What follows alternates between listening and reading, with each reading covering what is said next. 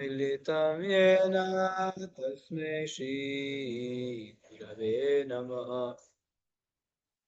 नमो विष्णुपादाय कृष्णपृष्ठाय भूतले श्रीमते भक्तिवेदान्त स्वामिनिति नामिने। नमस्ते सारस्वती देवे गौरवाणी प्रचारिणे निर्विशेष शून्यवादी पाश्चात्य देशतारिणे। वाञ्छाकल्पतरुभ्यश्च कृपा सिन्धुभ्यैव च पतितानां पावनेभ्यो वैष्णवेभ्यो नमः। जय श्री कृष्ण चैतन्य प्रभु नित्यानंद श्री अद्वैत गदाधर शिवासादि गौर भक्त वृंद। हरे कृष्णा कृष्ण कृष्ण हरे हरे, हरे राम राम राम हरे हरे। आराध्यो भगवान् ब्रजेशतनया तद्धाम वृन्दावनं रम्या क्वाचिदुपासनो ब्रजवधू भर्गेन या कल्पितः। श्रीमद्भागवतं प्रमाणममलं प्रेमपुमार्तो महा श्रीचैतन्यमदमिदं तत्रादरो न पराम्। हरे कृष्णा। तो आप सभी वैष्णव भक्तों का हार्दिक स्वागत है इस ब्रजमंडल परिक्रमा में। 84 कोस ब्रजमंडल परिक्रमा में आप सभी समय निकाल के यहाँ उपस्थित हुए हैं। कल हम लोग चर्चा कर रहे थे, yesterday we discussed that tomorrow is Ekadashi. कल चर्चा कर रहे थे कल एकादशी है बोल के, आज एकादशी है ना। तो हम लोग एकादशी की तैयारी करते करते हम लोग विश्राम कर लिए थे, आप सभी को याद होगा। तो आज एकादशी है। इस एकादशी के पावन दिवस पे कार्तिक मास में आप सभी का हार्दिक स्वागत है और आशा करते हैं एकादशी में कई सारी तपस्याएं आप लोग कर चुके हैं या करने वाले हैं। ये भी है, एकादशी वैष्णव के लिए बहुत प्रिय है। एकादशी व्रत नाम सर्व काम फल प्रदा कर्तव्यम सर्वदा विप्रो, ऐसे बताया गया। एकादशी व्रत नाम सर्व काम फल प्रदा। एकादशी व्रत जितने भी इच्छा है ना, हमारी आध्यात्मिक इच्छा, सारी आध्यात्मिक इच्छा को पूरा करेगी। इसीलिए कर्तव्य सर्वदा विप्र, विप्र मतलब ब्राह्मण भक्त, वैष्णव भक्त इस एकादशी व्रत को बहुत ही ध्यान पूर्वक पालन करते हैं। और इससे विशेष कार्तिक में तो लोग, कोई लोग केवल जल पी के लेते हैं, कोई लोग केवल फल खा के लेते हैं, कोई एक टाइम एकादशी प्रसाद पा के लेते हैं, कोई कुछ भी नहीं पाते, निर्जल लेते हैं। अपने शरीर के हिसाब से, जैसे जैसे शरीर साथ देता है उसी हिसाब से लोग जो है तपस्या करते हैं। क्योंकि शरीर किसके लिए है? शरीर तपस्या के लिए है। जान लो, इस बात को ठान लो, समझ लो, मान लो और स्वीकारो भी। शरीर तपस्या के लिए तो आज के दिन में या इस महीने में और आज के दिन में विशेष बहुत लोग तपस्याएं कर रहे हैं एकादशी। तो आज के एकादशी में हम लोग व्रत भी रखेंगे और परिक्रमा भी करेंगे। ठीक है, तैयार है सभी? है ना? यस। आप लोग रोज कर रहे हो? कोई मिसिंग तो नहीं कर रहे हो? परिक्रमा रोज कर रहे हो ना? संकल्प लेकर रखे हो एवरीडे करना ही है बोल के, है ना? हमने भी संकल्प लेकर रखा है, एवरीडे मुझे एक चैप्टर करना ही है। जैसे एक दिन मैं ज्वाइन नहीं किया था, लेकिन मैं अपने चैप्टर पढ़ लिया था। स्वास्थ्य की वजह से मैं ज्वाइन नहीं कर पाया, लेकिन मैंने पढ़ लिया था। तो आइए आगे बढ़ते हैं। आज के इस अध्याय में हम लोग बद्रीनाथ में, आप सभी को याद होगा कल बद्रीनारायण भगवान का हमने दर्शन किया। बद्रीनारायण भगवान एक श्वेत रंग के है, तो एक श्याम रंग के है। और उसी बद्रीनाथ में, ब्रज के बद्रीनाथ, उसी में उद्धव जी भी वहाँ तपस्या करते हैं। कई सारे लीलाएं हुई है वहाँ, नरसिंहदेव इत्यादि। तो आगे बढ़ते हैं। आज जो हम बद्रीनाथ के दर्शन करेंगे, पहाड़ के ऊपर चढ़ेंगे, ठीक है। आप व्रत भी है और पहाड़ के ऊपर भी चढ़ना है, हरि बोल। थोड़ा एक्स्ट्रा तपस्या है आज। आप व्रत भी रखे, आप एकादशी व्रत। क्या पता आप में से कुछ भक्त निर्जला भी तो रखे होंगे ना। तो ठीक है, निर्जला व्रत भी है, लेकिन साथ साथ पहाड़ के ऊपर भी चढ़ना है। तो आज हम परिक्रमा के 11वें दिन में है, 11वें दिन। तो 11वें दिन पहुंच चुका है। इस परिक्रमा के 11वें दिन में हम लोग जो है सत्यनारायण भगवान का दर्शन करेंगे। तो देखा ये पहाड़ के ऊपर देखो, पहाड़ी देखो, दर्शन करो। आपके उसमें पुस्तक में 11वां दिन बद्रीनाथ परिक्रमा, बद्रीनाथ की परिक्रमा, देखा ना पहाड़ी, विशाल पहाड़ी है, विशाल। देखा, इस पहाड़ी के ऊपर चढ़ना है अभी, ठीक है। यस। तो हाँ जी, पढ़ लीजिए माता जी। हरे कृष्णा प्रभु जी, दंडवत प्रणाम। हरे कृष्ण। 11वां दिन बद्रीनाथ परिक्रमा। किसी के नहाने धोने की आवाज से हमारी आंखें खुल गई। पास के गांव की युवतियां और वृद्ध स्त्रियां पुरुषों के आने से पहले वहां स्नान के लिए आई हैं। उनके द्वारा गाए जा रहे मधुर गीत मानो प्रातःकालीन शीतल वायु पर प्रवाहित हो रहे हैं। कितना सरल, निष्पाप तथा निष्कपट जीवन है उनका। स्नान के बाद वह सब मंदिर में भगवान को प्रणाम करने गई। दूर बैठे भी हमें उनकी भक्ति भरी वाणी सुनाई देती है। तो गांव में है ना, तो लोग सुबह सुबह प्रातः काल में उठ के नहाने लगे। गांव के लोग तो सुबह सुबह उठते हैं। शहर में तो ऑफिस के नाम से 1-2 बजे तो सोते ही है, तो सुबह कहाँ से उठेंगे। गांव में तो कोई ऑफिस की चिंता नहीं है ना। जैसे आपको कल परसों बताया था, 6 महीने के लिए जो है गेहूं रख लेते हैं, सब्जी सीजनल सब्जी, और लकड़ी के लिए गोबर, हो गया बस। तो चिंता है किसकी चिंता है। कितना अच्छा लाइफ है ना, कितना अच्छा लाइफ है। देखो, एक बार खेत कर लिया तो अब 6 महीने के लिए गेहूं हो गया। दो रोटी के लिए तो भागा दौड़ी कर रहे हैं दिन रात। करना ही क्या है और, है ना। और फिर भी वो भी केमिकल वाला आपको मिलेगा सब्जी। लेकिन गांव में तो फ्रेश, ऑर्गेनिक, और दूध, फ्रेश दूध, ताजी हवा। इससे ये तो चाहते हैं लोग, है ना। इसके लिए अलग अलग फार्म फार्म हाउस जो है बनाते हैं। जाओ, हम रिलैक्स सिटी में बहुत पोल्यूशन हो गया, लेकिन यहाँ पे देखो गांव में प्रातःकालीन उठते हैं गांव के लोग। फिर और एक कॉमन कुआं होता है नहाने के लिए, वहां सभी आ जाते हैं। तो परिक्रमा के आसपास होगा, तो गांव की युवतियां सोची होगी कि आज तो जल्दी नहाना होगा, परिक्रमा के भक्त आए तो जल्दी नहा रहे थे, तो कुछ आवाज हुआ, तो परिक्रमा के भक्त उठ गए ना, वहां पे उठ गए। और फिर जो है, इस प्रकार से ये लोग गीत भी गा रहे थे। गीत, गांव में तो गीत गाते हैं भगवान के बारे में, लेकिन आजकल तो शहर में हॉलीवुड बॉलीवुड गाते हैं, के सॉन्ग गाते हैं। ये अंतर है। वास्तव में लोगों को लगता है हम लोग एडवांस करते हैं, लेकिन बहुत उनके चेतना ना पोल्यूटेड है। चेतना में जो है बहुत ही पोल्यूटेड हो गया। तो वो वाला दिन चला गया अभी। कोई रहना नहीं चाहते हैं गांव में। गांव का लाइफ उनको लगता है, गांव का लाइफ मतलब बहुत बेकार का लाइफ है, बहुत पुराने लोग हैं, ये कोई वो नहीं है। लेकिन थोड़ा सोचो कितना अच्छा है ना। सब कुछ बहुत बढ़िया है वहाँ। सब कुछ बहुत, हर हवा से लेके, सब्जी से लेके, फल फूल से लेके ताजा है ना वहाँ का। आप जैसे यहाँ, अभी मैं जब हफ्ता में एक दिन जेवर जाता हूँ प्रचार के लिए। यहाँ पे हमारा जेवर है गाँव में, है ना। ये अलीगढ़ के रास्ता में लोग प्रचार करते हैं। तो हफ्ते में एक बार जाता हूँ।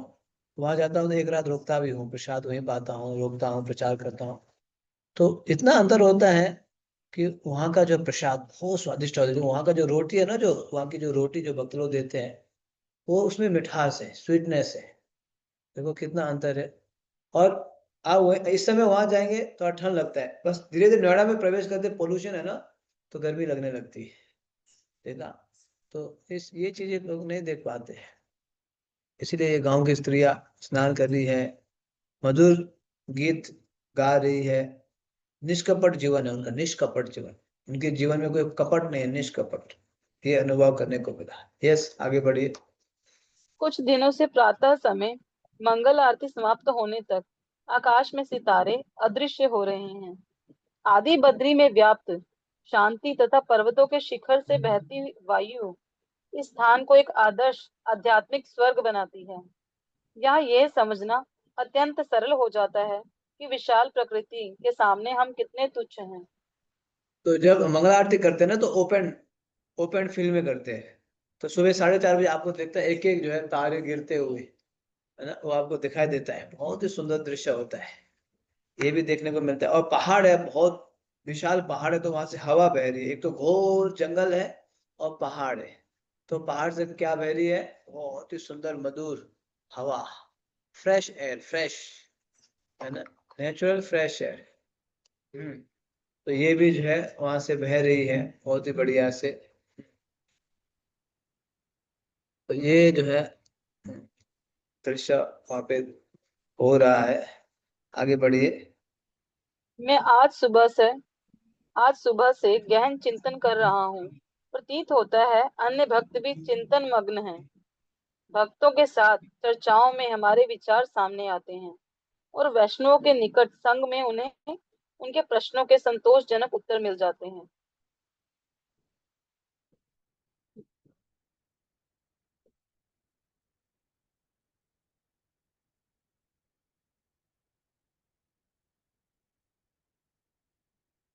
सॉरी माता जी, दोबारा एक बार पढ़ लीजिए पैराग्राफ, मिस्ड। मैं आज सुबह से गहन चिंतन कर रहा हूँ। प्रतीत होता है अन्य भक्त भी चिंतन मग्न हैं। भक्तों के साथ चर्चाओं में हमारे विचार सामने आते हैं और वैष्णवों के निकट संग में उन्हें उनके प्रश्नों के संतोषजनक उत्तर मिल जाते हैं। कंटिन्यू करो। मोर कूजते हुए एक वृक्ष से दूसरे पर उड़ रहे हैं। बंदर और गिलहरियों की उछल कूद गायों का मनोरंजन कर रही है। पक्षियों के गीतों से वातावरण गुंजायमान है। निस्संदेह ब्रजमंडल प्राकृतिक प्राकृतिक सौंदर्य की प्रकाष्ठा है। और क्यों ना हो, ये श्री कृष्ण की भूमि जो है। हम जब कर रहे थे कि निकट की पहाड़ी से एक बालक की पुकार सुनाई पड़ी। वह अपनी बकरियों को चराने जा रहा है। हमें ऐसा लगा मानो श्री कृष्ण भी किसी पहाड़ी पर अपनी गाय चराते हुए दिख जाएंगे। क्या तुमने वह ध्वनि सुनी? श्री कृष्ण की बांसुरी जैसी है, परंतु वह वृक्षों के बीच से बहती वायु की ध्वनि है। देखा, कितने सुंदर दृश्य है। वहां पे जो है एक वृक्ष से दूसरे पर उड़ रहे हैं पक्षी, मोर इत्यादि। मोर जो है एक वृक्ष से दूसरे वृक्ष की ओर जा रहे हैं। और बंदर, बंदर भी है ये सुंदर। गाय है इत्यादि, गाय। और पक्षियाँ, बहुत ही सुंदर पक्षी, कोयल, तोता इत्यादि।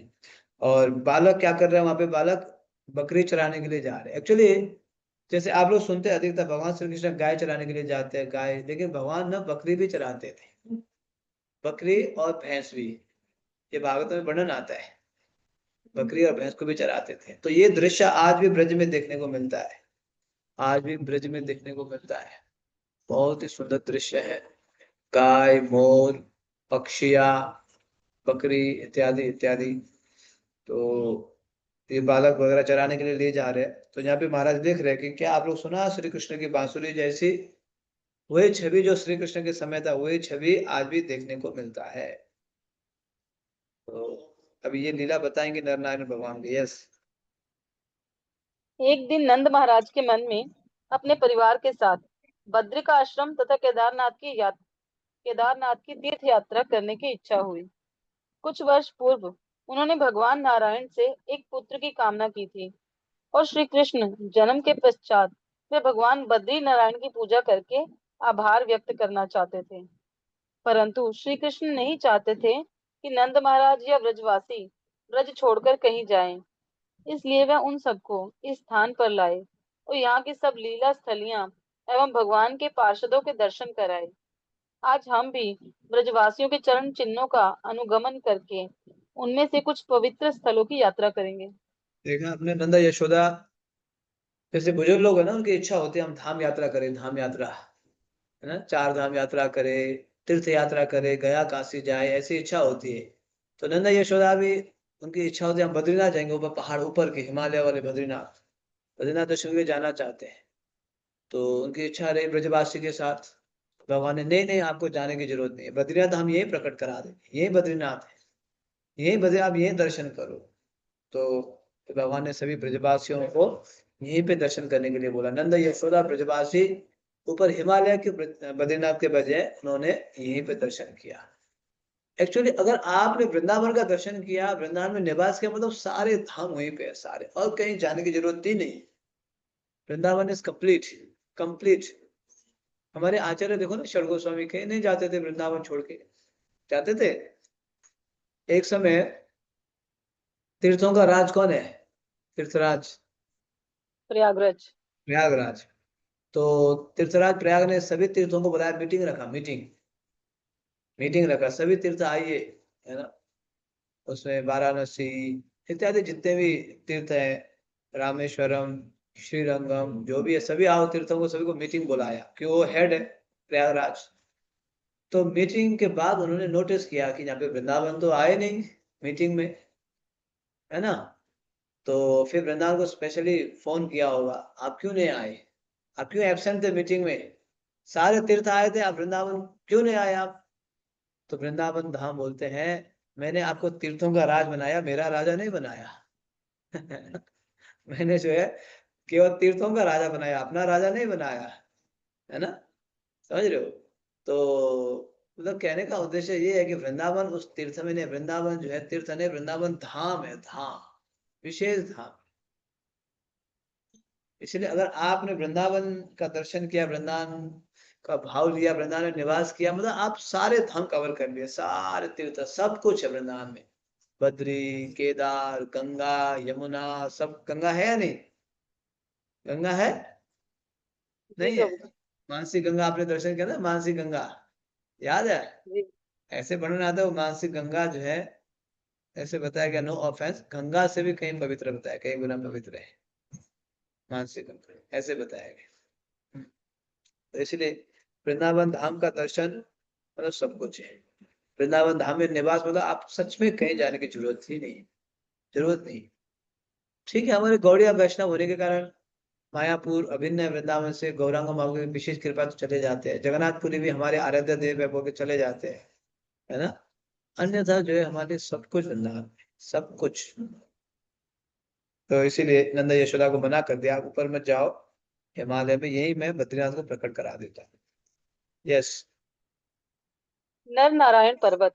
प्रातः शीघ्र सब भक्त मंदिर प्रांगण में एकत्र हुए और पिछले द्वार से पंक्तिबद्ध निकलकर नारायण पर्वत की ओर प्रस्थान किया। चढ़ान खड़ी है। हमारी तेज श्वास के साथ कीर्तन तथा हमारे पैरों तले चरमराते कंकर पत्थरों की आवाज ही यहाँ चारों ओर शांत वातावरण में एकमात्र ध्वनि है। पीछे छूट गए भक्तों को साथ लेने के बहाने हमने बीच में ठहरकर थोड़ा विश्राम किया। आज पर्वत में चढ़ेंगे, जैसे मैंने बताया, एकादशी भी है, साथ साथ पर्वत के ऊपर चढ़ना भी है, बद्रीनाथ है ना। तो कौन सा पर्वत है? नर और नारायण। जैसे नर नारायण देखो, इनके नारायण भगवान का दर्शन भी हो रहा है, इनका रंग भी देखो। तो और मतलब वास्तव में जो चप्पल नहीं पहनते ना, उनके लिए काफी जो है तपस्या है, क्योंकि पर्वत पे जो पत्थर है नुकीले है बहुत ही, है ना, चुभता है पैरों में ना, पत्थर के ऊपर चढ़ना, शरीर का भी वे वे वजन होता है ऊपर ना। तो पत्थर के पहाड़ के ऊपर चढ़ते समय बहुत चुभता है, इतना आसान नहीं है परिक्रमा करना, बहुत तपस्या है। आपको वास्तव में विनम्र होना है, प्यूरिफाई करना है, तो परिक्रमा ज्वाइन कीजिएगा, है ना। बहुत ही प्यूरिफाइंग है। आप हमारे जो पद इत्यादि, हमारी उपाधि डिजिग्नेशन सब साइड में रखना पड़ता है। वहां जब सबको लाइन, मतलब सबको लाइन में लगना पड़ेगा। हाँ, सबको तपस्या, मतलब सभी को तपस्या करना पड़ेगा, करना चाहिए जीवन में ऐसे तपस्या, है ना। ताकि तपस्या में झुकना सिखाएगा, जीवन में ना झुकना सिखाएगा, झुक के रहना अच्छा है। स्पेशली वैष्णवों के बीच में झुक के रहना चाहिए।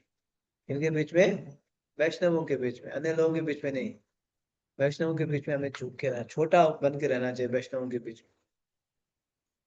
तो पहाड़ के ऊपर चढ़ रहे हैं, और भाई कई सारे जो है वहां पे कंकर पत्थर है इत्यादि चुभ रहा है भक्तों को, फिर भी भक्ता चढ़ते, थोड़ा सा सांस भी फूल रहा है, लेकिन इनको लगा कई सालों पीछे छूट गया है, तो उनको वेट करने के बहाने से थोड़ा बैठ भी गए, विश्राम कर रहे, चलो वेट कर लेते हैं ना, उस बहाने से थोड़ा विश्राम भी कर रहे। यस।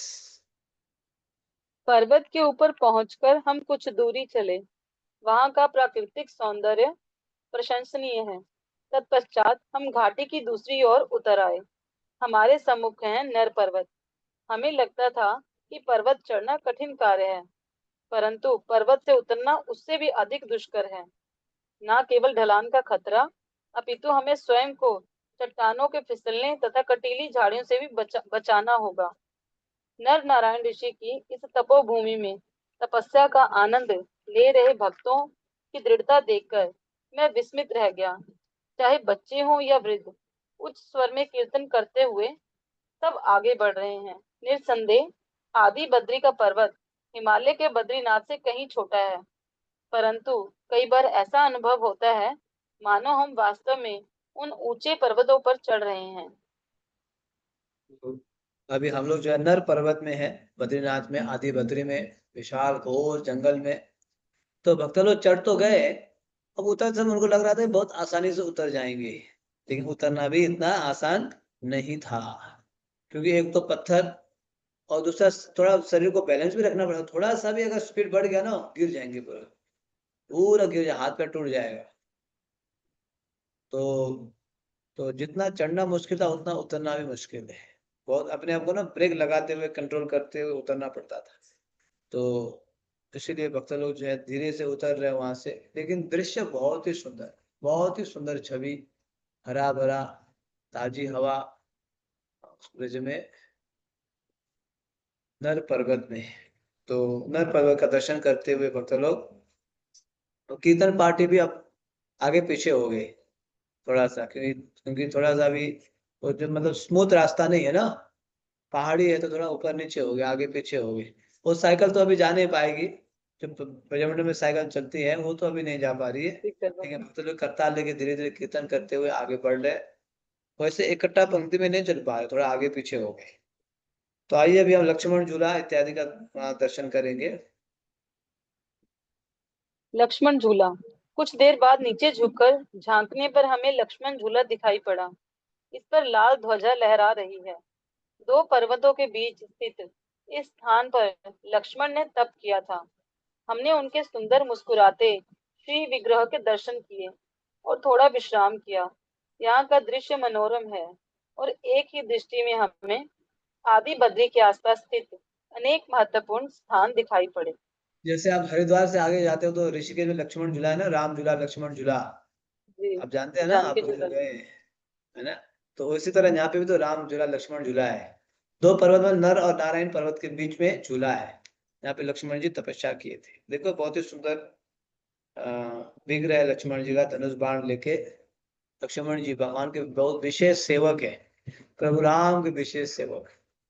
कई सालों तो सोए ही नहीं सेवा में, ऐसे वर्णन आता है, लक्ष्मण जी कई सालों तक सोए ही नहीं। तो लक्ष्मण जी भी यहाँ पे आके तपस्या किए हैं, लक्ष्मण झूला में, बद्रीनाथ में ही। तो उनका भक्तों ने दर्शन किया, लक्ष्मण झूला में भगवान लक्ष्मण जी का विग्रह है, आदि बद्री में इनका दर्शन किया। तो अभी संगम आएगा, संगम। संगम। नर पर्वत की ओर मुख करके खड़े होने तथा घाटी के उस पार उत्तर पश्चिम दिशा में देखने पर गंगा एवं सरस्वती नदियों के सूखे तल दिखाई देते हैं। यहाँ इन दोनों का संगम होता है। दूर हमारी बाईं ओर गंधमादन पर्वत है और दूर दाईं ओर त्रिकूट पर्वत। यहाँ से बाईं ओर कुछ दूरी पर देव सरोवर नामक एक सरोवर भी है।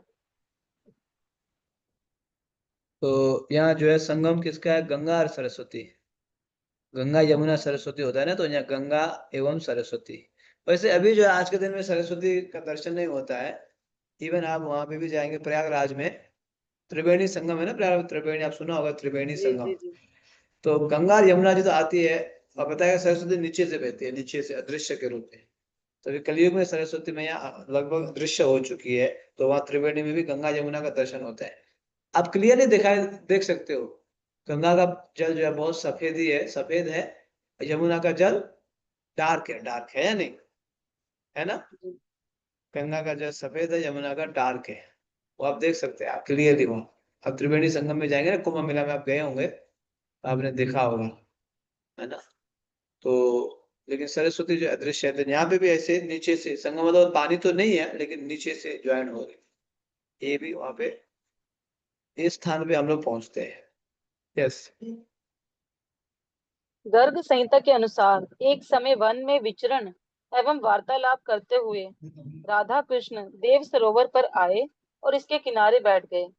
यहाँ उन्हें ऋभु मुनि दिखाई दिए, जो 60,000 वर्षों से एक पैर पर खड़े रहकर दिव्य युगल राधा कृष्ण का ध्यान कर रहे थे। श्री कृष्ण ने उन्हें पुकार लगाई, परंतु मृत्यु के अति निकट होने के कारण मुनि को सुनाई नहीं पड़ा। तब भगवान उनकी अंतर्दृष्टि से अंतर्ध्यान हो गए। भ्रमित होकर जब मुनि ने अपने नेत्र खोले, तो उनके सम्मुख परम अद्भुत दृश्य था। उनके सामने साक्षात राधा कृष्ण खड़े थे। आनंद तिरेक में उन्होंने उनकी प्रदक्षिणा प्रदक्षिणा की, हार्दिक स्तुतियां की और फिर उनके चरणों पर गिरकर अपना देह त्याग कर दिया। भगवान के प्रति उनके उत्कट प्रेम के कारण उनका शरीर पिघल कर बह गया। देखा, रिभु रिभु मुनि भी यहाँ तपस्या किए थे। कितने साल तपस्या किया? 60,000। भक्तों, भक्ति ऐसे निरंतर करनी होती है। तेषां सतत युक्तानां भजतां प्रीतिपूर्वकम। ऐसे नहीं कि आज एकादशी कर लिया तो फिर कल कुछ भी कर लो, है ना। 9 दिन जो है नवरात्रि कर लिया तो और बाकी के दिन कुछ भी कर लो, चलेगा, है ना। अब जो है 16 दिन में जो श्राद्ध आता है ना, 16 दिन तो तपस्या कर लेते हैं, बाकी कुछ भी कर लो। नहीं नहीं, इसलिए वैष्णव भगवान के प्रिय होते हैं, क्योंकि वैष्णव ना, एकादशी हो, द्वादशी हो, नवरात्रि हो, 16 श्राद्ध हो, या कुछ भी हो, निरंतर ठंडी हो गर्मी हो लगे रहते हैं, है ना। तो इसीलिए जो है बहुत प्रिय होते हैं। My voice is not clear? मेरा आवाज क्लियर नहीं है? कोई नहीं चैट में क्लियर लिख प्रभु रहा है। जी। हाँ तो जो भी है, जिन्होंने लिखा है अपना वो कर लो। किसका था ये? अन्नपूर्णा माता जी, आपका इंटरनेट चेक कर लीजिए, ठीक है। तो भगवान के भक्त इसीलिए प्रिय होते हैं कि हर परिस्थिति में जो है लगे रहते हैं। हरे हरे हरे हरे कृष्ण कृष्ण कृष्ण हरे हरे, हरे राम राम राम। भगवान के भक्त जो है हर परिस्थिति में लगे रहते हैं, केवल एक दिन 2 दिन ऐसे नहीं करते। देखो, इन्होंने 60,000 साल तपस्या किया। राधा कृष्ण जब लीला करने के लिए वहां आए, तो उन्होंने, भगवान श्री कृष्ण ने पुकारा इनके नाम को, ऋगु मुनि मेरे प्रिय भक्त कहाँ हो कहाँ हो। तब तक तो ये शरीर छोड़ने वाले ही थे, सुनाई नहीं दिया। तो भगवान स्वयं जाके इनको दर्शन दिए, साक्षात। अगर हम सेवा साधना तपस्या करेंगे ना, भगवान कभी नहीं भूलेंगे हमें, कभी नहीं भूलेंगे हमारी सेवा साधना तपस्या। और सेवा साधना कैसे करनी चाहिए? निरंतर हर परिस्थिति में, हर परिस्थिति। आज मैंने एक कोट पढ़ा, बहुत अच्छा लगा, मुझे याद नहीं आ रहा, इंग्लिश में था। तो जयप्रताप का महाराज जी का कोट था, पता नहीं, मतलब ये था कि आ, जो है,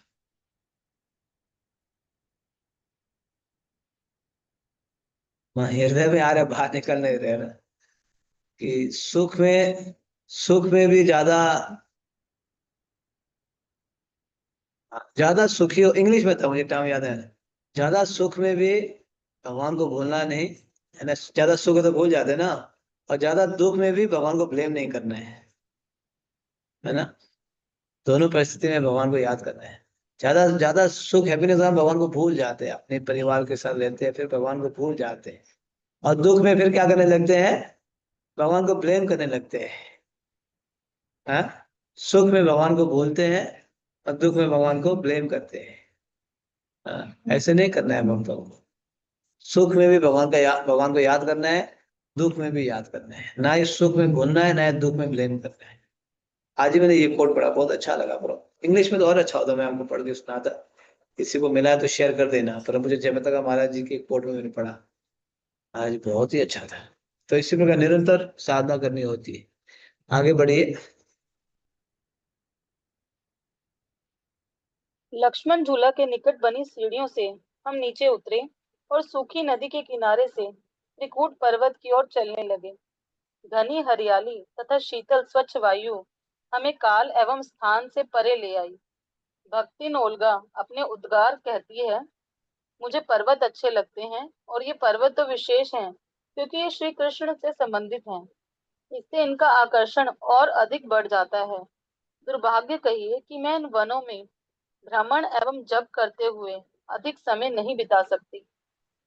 तो अब भक्त लोग जो धीरे धीरे नीचे उतर रहे, आगे बढ़ रहे, और पर्वत को देख के भगवान को भी याद कर रहे हैं, क्योंकि भगवान को पर्वत अति प्रिय है ना। सबसे प्रिय पर्वत कौन से है? गिरि गोवर्धन की जय, शैलोश्मी गिरिराज महाराज। तो भक्त लोग जो उसी उसी तरह पर्वत को देख के भी भगवान को याद कर रहे हैं कि भगवान जो है, भगवान पर्वत को बहुत, पर्वत में भगवान समय बिताते हैं बहुत। पर्वत भगवान के प्रिय है। और उनके भक्त लोग हर हर चीज को भगवान से जोड़ देते हैं, हर चीज को भगवान से जोड़ देते हैं। ये तो भक्तों की कला है, हर चीज को भगवान से जोड़ना, पर्वत हो, जल हो, है ना, जो है हवा हो, जो भी हो भगवान से जोड़ना होता है। यस। प्रातःकालीन प्रवचन के लिए हम घाटी की तलहटी में रुके। गायें हमारे बीच घूम रही हैं और हम अपने अतिथि वक्ता की प्रतीक्षा में हैं। लगता है कि बद्रीनाथ परिक्रमा काफी लोकप्रिय है। प्रत्येक वर्ष जब हम यहाँ होते हैं, दूर दूर से अनेक वरिष्ठ भक्त हमें अपना संग देने यहाँ आते हैं। इसलिए प्रायः प्रातःकालीन प्रवचन में अनेक वक्ता रहते हैं। इस वर्ष सुभाग स्वामी, कदम कानन स्वामी, भक्ति पुरुषोत्तम स्वामी एवं यशोमती नंदन प्रभु हमारे विशेष अतिथियों में से हैं। प्रति वर्ष के समान दीनबंधु प्रभु भी अपने परिक्रमा दल के साथ यहाँ आए हैं। तो अब जो है धीरे धीरे नीचे आ गया, प्रवचन का समय है। सुबह ब्रेकफास्ट से पहले भी प्रवचन हो जाता है। रोज तो नहीं होता है, लेकिन जहाँ पे लीला स्थली आते तो प्रवचन हो जाता है। तो और ये पहाड़ के आसपास से नीचे प्रवचन होने वाला है।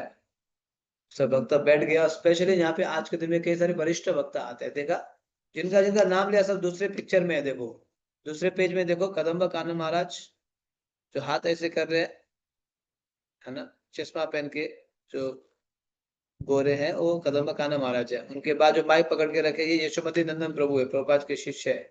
उनके बगल में भक्ति पुरुषोत्तम महाराज है। उनके बगल में चश्मा पकड़ के सुभग महाराज जी है। उनके बगल में राधा रमण महाराज जी है। देखा चित्र में, ये सभी वैष्णव, इनमें से जो है दो तीन तो अंतर्दान हो गए। कदम्बा कानन महाराज जी अंतर्दान हो गए। जो माइक पकड़ के रखे यशोमती नंदन को अंतर्दान हो गए।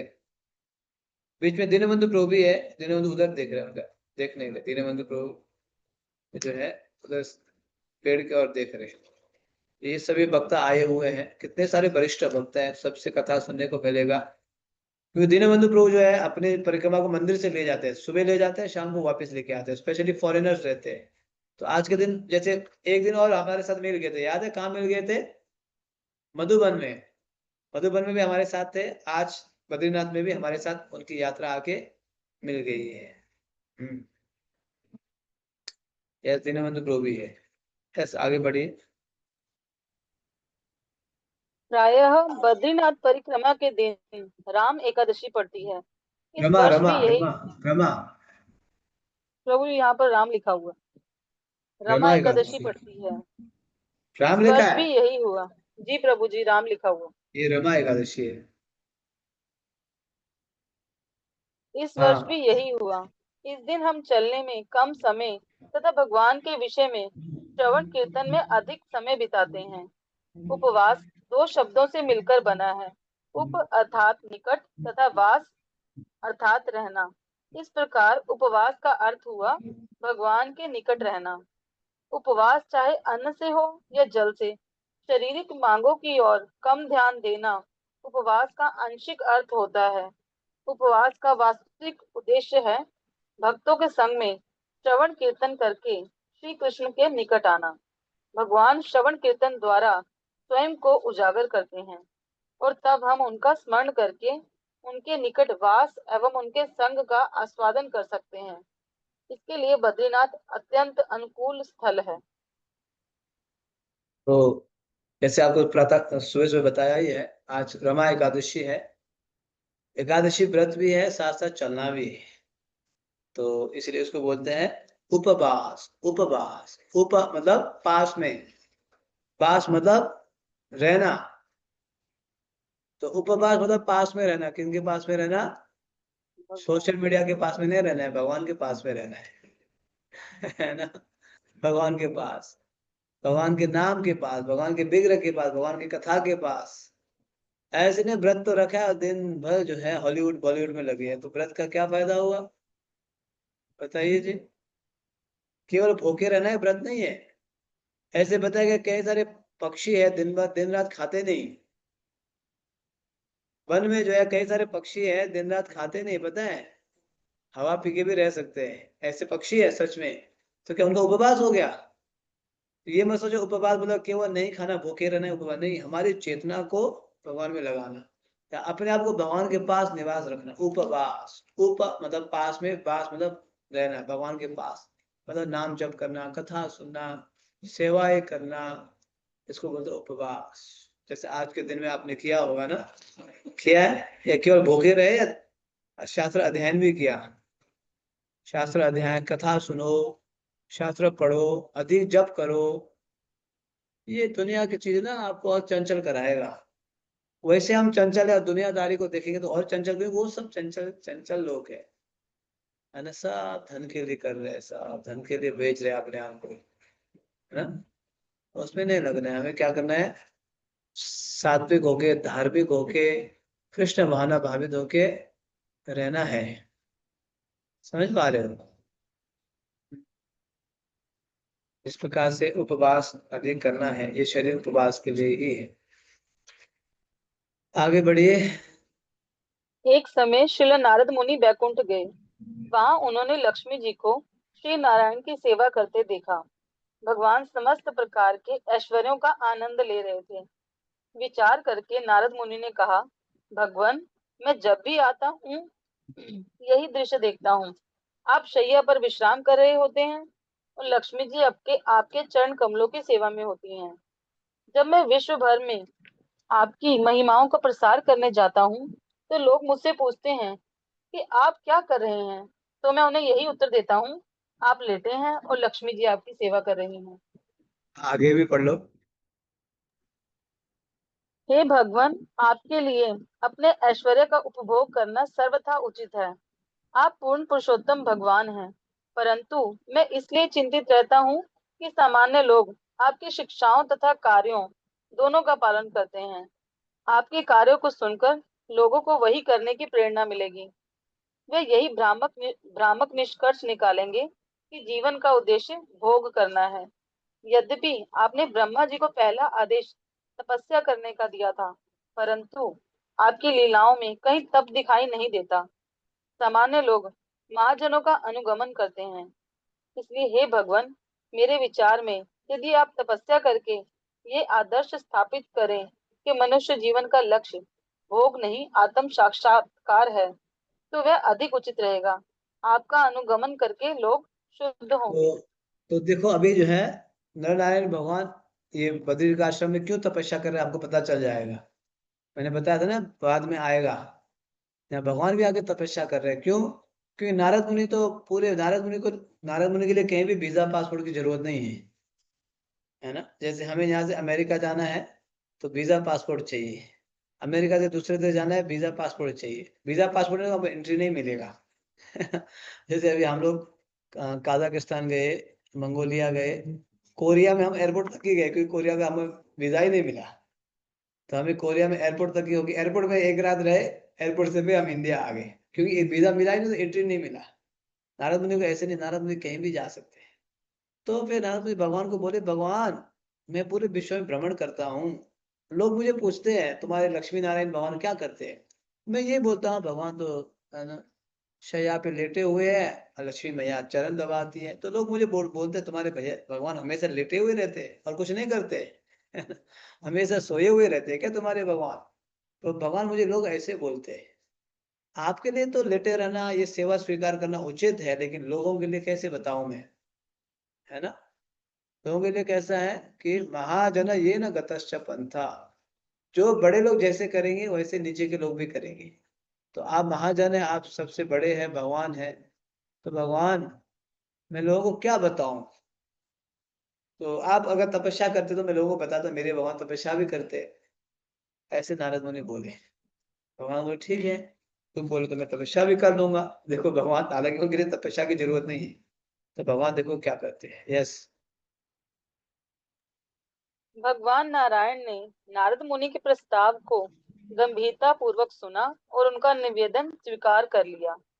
उन्होंने लक्ष्मी देवी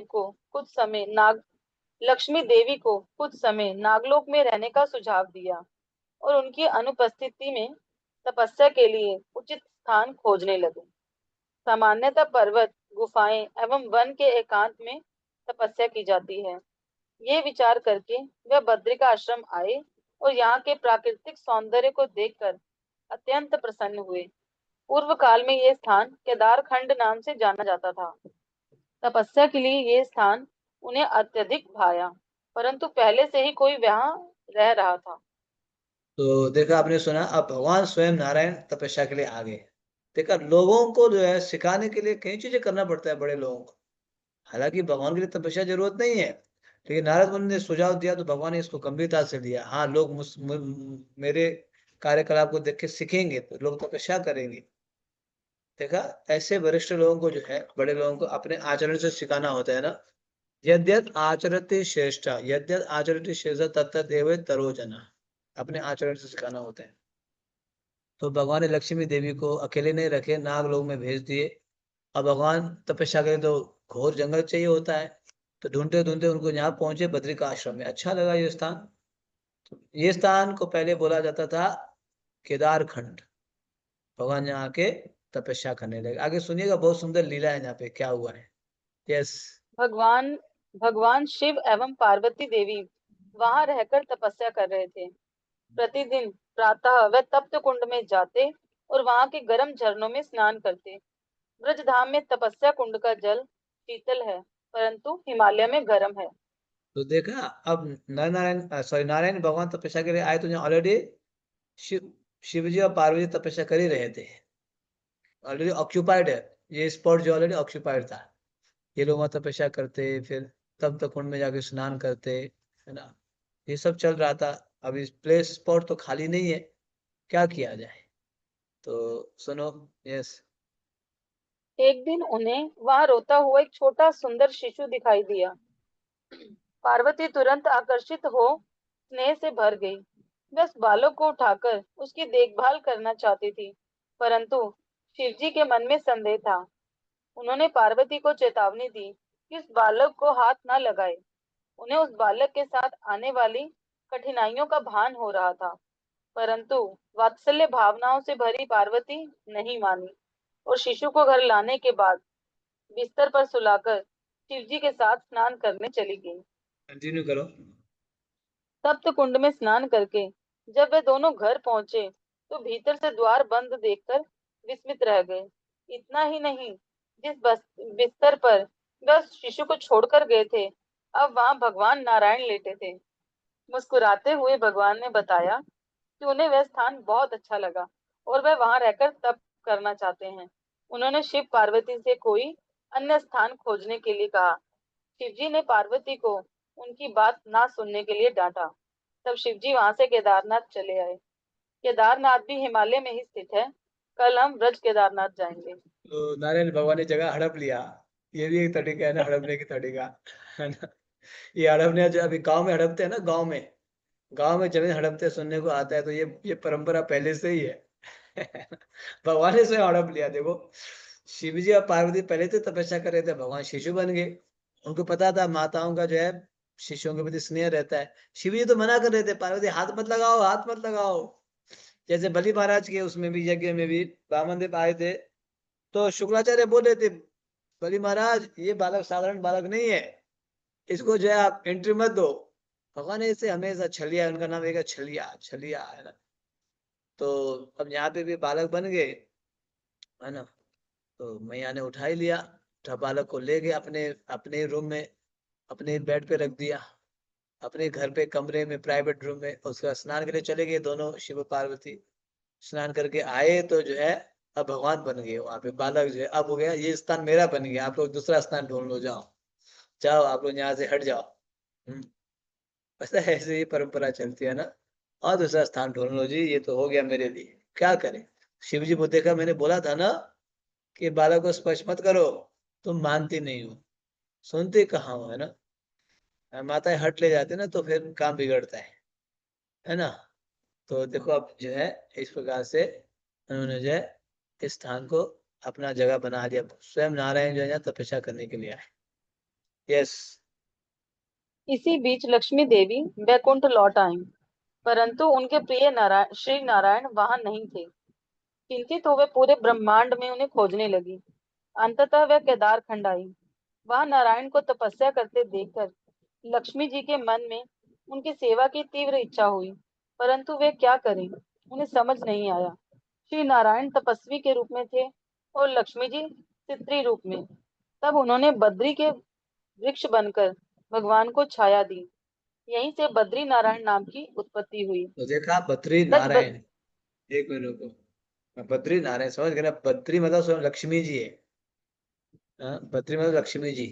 लक्ष्मी जी जो है पेड़ बन के नारायण भगवान की सेवा कर रही है। कम से कम अब कुछ तो सेवा कर लो। अब जो है तो स्वामी जी तो योगी बने हुए हैं, स्पर्श नहीं कर सकती हुए, है ना, दूर रहना पड़ेगा। तो और किसी प्रकार से सेवा कर लो तो बन गए बद्री वृक्ष। तपस्या करते समय डिस्टर्ब नहीं किया जाता है ना, तो जो है फिर क्या बन गए, वृक्ष बन के सेवा करने लगी, छाया प्रदान करती। इसीलिए बद्री नारायण बोलते हैं। बद्री नारायण नारायण नारायण, बद्री नारायण नारायण नारायण, मतलब लक्ष्मी नारायण नारायण नारायण, लक्ष्मी नारायण बद्री नारायण एक ही बात है। यस। ब्रज बद्रीनाथ से लौटते समय हमारी बाईं ओर हरिद्वार एवं हर की पौड़ी भी है। हरिद्वार हिमालय की तलहटी में है और हर की पौड़ी हरिद्वार का सर्व प्रमुख स्थल है। हम दाएं मुड़े और नर नारायण मंदिर की ओर चल दिए। तो वहां पे भी जो है ये यहाँ पे ब्रज के हरिद्वार, ब्रज के जो है बद्रीनाथ में भी हरिद्वार भी है और हर की पौड़ी भी है ना। हरि की पौड़ी, ये दोनों मिलेगा आपको। केवल उधर नहीं, इधर भी मिलेगा आपको, हरिद्वार और हर की पौड़ी।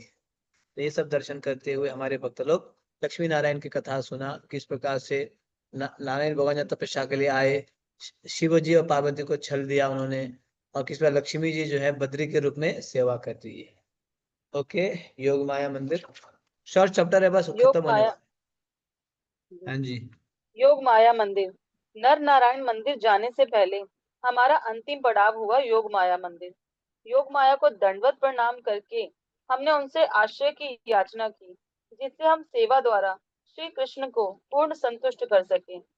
भगवत गीता 7.25 में श्री कृष्ण कहते हैं कि वे योग माया समावृतः अर्थात अपनी योग माया शक्ति द्वारा आच्छादित हैं। तो वहाँ पे योग माया का भी मंदिर है। अब ये अंतिम दर्शन है, अंतिम पड़ाव, अंतिम दर्शन उस जो है नर नारायण पर्वत में। तो योग माया को भी प्रणाम करके उनसे भी आशीर्वाद लिया हमें कि हमें भगवान की सेवा में लगे रहे, है ना। योग माया भी भगवान की जो है भक्त है, भक्त्या है। तो वो सेवा कर रहे, जैसे यमराज है ना। यमराज कोई जो है असुर नहीं है, भगवान के 12 महाजन में से एक है। हम सोचे यमराज, अरे यमराज शायद बहुत ही, है ना, डराने वाले होंगे। नहीं, यमराज पता है 12 महाजन में, जैसे ब्रह्मा शिवा है ना 12 महाजन, प्रहलाद, कपिल, ये सब, वैसे यमराज भी 12 महाजन है। भगवान के 12 भक्तों में से श्रेष्ठ में यमराज है। ठीक है, वो सेवा कर रहे हैं। जो लोग जो है ठीक ठीक से कार्य नहीं करते उनको दंड देना। जैसे यहाँ जो पुलिस ऑफिसर होते हैं, वो शत्रु थोड़ा ना होते हैं, है ना, वो तो सुरक्षा प्रदान करने के लिए होते हैं। उनको जो है वो जो करते हैं, जो गलत कार्य करते हैं उनके लिए, है ना। उसी तरह यमराज भी उसके लिए, भगवान के। तो माया, योग माया भी कोई, हम बोलते हैं माया से डरना है, डरना है, डरना है, लेकिन योग माया भगवान के सेवक है, वो सेवा करती है। तो दर्शन करके भक्तों को प्रणाम करके आगे बढ़ेंगे। यस। मंदिर प्रांगण में पहुंचे तो कुछ पुरुष भक्त तपस्या कुंड में जल क्रीड़ा का आनंद लेने लगे। आज एकादशी है और हमने नाश्ते से उपवास किया। प्रसाद दोपहर 1 बजे होगा। अन्न के बिना भी विभिन्न स्वादिष्ट व्यंजन बने हैं। श्यामा खिचड़ी, पनीर सब्जी, आलू चिप्स, फ्रूट, सलाद, चटनी, पकोड़े, श्यामा चावल की खीर और सिंघाड़े की पूरी। भगवान ने वन के बीच हमें इतना भव्य भोज प्रदान कर दिया। एक भक्त ने टिप्पणी की, तपस्या करने का इतना फल। दूसरे ने भी पलटकर कहा, प्रभु यही तो है युक्त वैराग्य। अरे वो तो एकादशी है तो फिर भक्त लोग एक तो जो है तब तब तक कुंड में तपस्या कुंड में स्नान भी कर रहे हैं, जल क्रीड़ा कितना अच्छा है ना। अभी परिक्रमा करके आए तो अब स्नान करने लगे, अब कुछ देर में प्रसाद होगा तो प्रसाद में देखो एकादशी फीस्ट, यस, फीस्ट पाओ और कृष्ण का गुणगान गाओ, कोई समस्या, इसको बोलते हैं युक्त वैराग्य। स्वीकारो लेकिन भगवान की सेवा के लिए। जैसे मान लीजिए हम लोग गाते हैं न धनम न जनम न धन नहीं चाहिए, धन नहीं चाहिए, धन नहीं चाहिए, अपने लिए नहीं चाहिए, लेकिन भगवान के लिए है तो पूरा स्वीकारेंगे। स्वीकार को उसको, लेकिन उसको स्वीकार के ठीक जगह पे लगाना भी जरूरत है, नहीं तो फिर हम जो है कर्म के भोगी बन जाएंगे, फंस जाएंगे, पता है। तो लेकिन अपने लिए नहीं स्वीकारेंगे, भगवान की सेवा के लिए, भगवान की सेवा के लिए। जैसे अभी इस बार गुरु महाराज विजिट किए थे अभी यहाँ पे, अभी आए थे ना गुरु महाराज, तो गुरु महाराज आते तो कई सारे भक्त आते धन राशि देते, है ना। तो हम लोगों ने स्वीकारा उस धनराशि को, फिर हमने क्या किया, अलग अलग स्थानों में भेज दिया। जैसे कोई पंढरपुर के हैं, कोई जो है नागपुर के लिए है, कोई जेवर के लिए है, कोई नोएडा के लिए है। तो स्वीकारना मना है क्या? मना नहीं है, स्वीकार रहे हैं, लेकिन उसको भेज दिया। फिर वहाँ पंढरपुर के लोग मंदिर निर्माण में लगाएंगे, जेवर के लोग और कुछ कार्य में लगाएंगे, नोएडा के लोग और कुछ कार्य में लगाएंगे, है ना। इसको बोलते हैं युक्त वैराग्य। हम स्वीकारते हैं भगवान के लिए। जैसे पहले के लोग नहीं नहीं नहीं थी, ये भी नहीं टच नहीं करना, यही टच नहीं, जैसे हम लोग मोबाइल देंगे भगवान के समय लगाएंगे, एयरप्लेन में चलेंगे, फ्लाइट में भगवान के प्रचार के लिए जाएंगे, है ना। तो इसके लिए फिर मना नहीं है ना, मना है लैपटॉप लेंगे भगवान के प्रचार में लगाएंगे। ये है युक्त वैराग्य बोलते हैं इसको, not for our sense gratification, it is for the pleasure of the Lord. लेकिन युक्त वैराग्य नाम से अपने लिए नहीं होना, ये बात ध्यान रखें। नाम भगवान का, काम अपना तो अच्छा है, ये ठीक है। यस। परिक्रमा सादा जीवन उच्च विचार के सिद्धांत पर आधारित है। हजारों मील की यात्रा करके परिक्रमा में भाग लेने आए भक्तों ने कभी कल्पना नहीं की होगी कि उनका जीवन कभी इतना सादा भी हो सकता है। यहाँ का पानी अब तक का सबसे कठोर पानी रहा है, जिससे हमारे वस्त्र फीके पड़ने लगे। हम खुले आसमान के नीचे स्नान करते हैं। हैंडपंप के चारों ओर लाल चींटियों की बस्ती पानी खींचने की तपस्या को बढ़ा रही थी। कुछ भी हो, ये बद्री का आश्रम है। यहाँ तपस्या जीवन का सहज अंग है। शिला प्रभुपाद लिखते हैं कि उच्च लक्ष्य हेतु स्वेच्छा से शारीरिक असुविधाओं को सहन करना तपस्या है। बहुत महत्वपूर्ण बात लिखा है कि उच्च लक्ष्य हेतु, लक्ष्य लक्ष्य क्या है? ऊंचा है। तो इसलिए जानबूझ के क्या करना है? असुविधा को स्वीकार करना है ना। ये हमें कोई पैसा दे के थोड़ा ना बोल रहे हैं, आप इस पर व्रत रखो चलो, पैसा नहीं, हम पैसा दे के हम भाग ले रहे हैं, पैसा दे के असुविधा को स्वीकार कर रहे हैं। समझ रहे हो? समझ रहे हो? परिक्रमा में पैसा देते हैं ना हम। जैसे अभी मैं सुन रहा था इस बार जनरल ग्रुप का 11,000 है ना, जनरल। पैसा दे के हम कुछ कुछ असुविधा उसको स्वीकार करते हैं। ये हमें कोई पीछे से डंडा नहीं दिखाया है कि आप जो है वहां जंगल में चलो, बिना चप्पल का चलो, 1500 लोग, 1600, इस बार 1600 भक्त है, 1600 लोग के बीच में लाइन लगो। तो हमें किसी ने डंडा नहीं दिखाया पीछे से। हम जानबूझ के ज्वाइन किए, क्यों? क्योंकि उच्च लक्ष्य हेतु स्वेच्छा से शारीरिक असुविधाओं को सहन करना तपस्या है। voluntarily accepting temporary miseries for eternal happiness, इसको बोलते हैं तपस्या। तो देखो यहाँ पे खुली जगह में नहाना होता है, पानी भी खारा होता है, जो कपड़े के रंग को तक फीका कर देता है।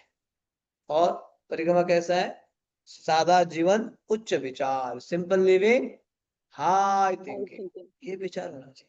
दुनिया के लोग लिविंग भी सिंपल नहीं है, और थिंकिंग तो लो थिंकिंग, नो थिंकिंग है। उनको जीवन का उद्देश्य पता ही नहीं है, कहाँ जाना है, क्या करना है, क्यों आए हैं, कब तक है, कितने जन्म घूम के आए हैं, बताए बताए नहीं। इसको पता लगाना होगा।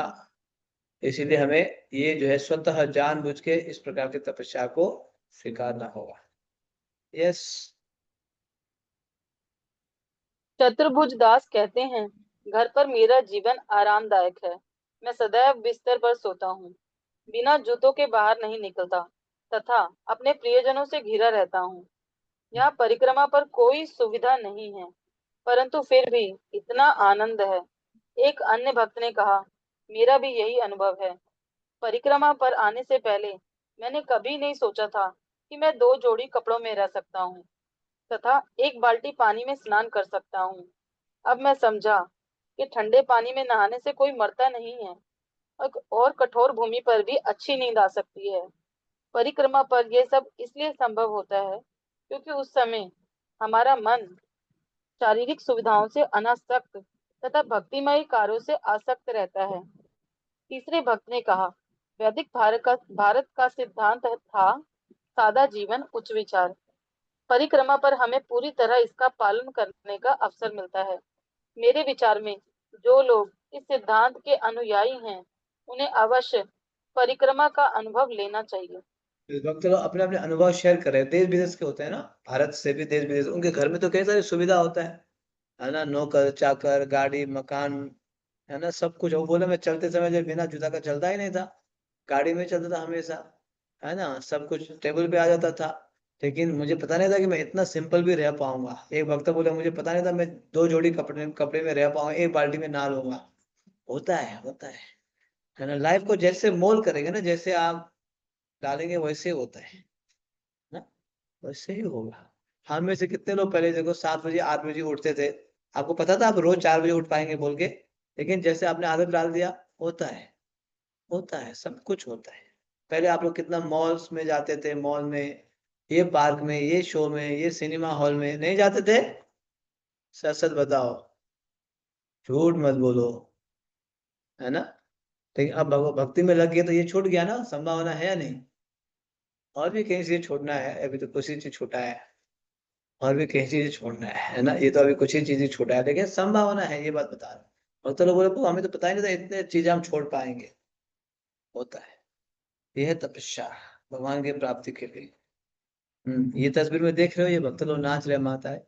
ये बीच के जो ब्लू ब्लू फील्डबैक में माता जी अभी काजाकिस्तान में मिली थी। ये रशियन से है, रशियन से नहीं, रशिया से है। माता जी का नाम क्या है मैं भूल गया। मैं काजाकिस्तान में मिली थी ये। लेकिन क्या है ना, ये हर साल आते, मुझे इस बार पूछ रही थी मैं इस बार परिक्रमा जाऊं या वृंदावन में रहूं। तो मैंने बोला जब तक आप परिक्रमा कर सकते हो करो। मुझे कजाकिस्तान में मिली तो पूछ रही थी मुझे, मैं वृंदावन आऊंगी तो परिक्रमा करूं या वृंदावन में ही रहूं। बोला, जब तक स्वास्थ्य ठीक है तो करो ना परिक्रमा, जब आपका स्वास्थ्य ठीक नहीं है तब वृंदावन में निवास करो। तो हाँ बोल रही थी, कुछ नहीं बोली। हाँ आगे बढ़े। ऐसे अनुभव हमें 6 गोस्वामियों के जीवन की एक झलक दिखलाते हैं। छठ गोस्वामी अष्टक में श्रीनिवास आचार्य उल्लेख करते हैं कि किस प्रकार गोस्वामी गण भौतिक ऐश्वर्य के बोझ से मुक्त जीवन जीते थे।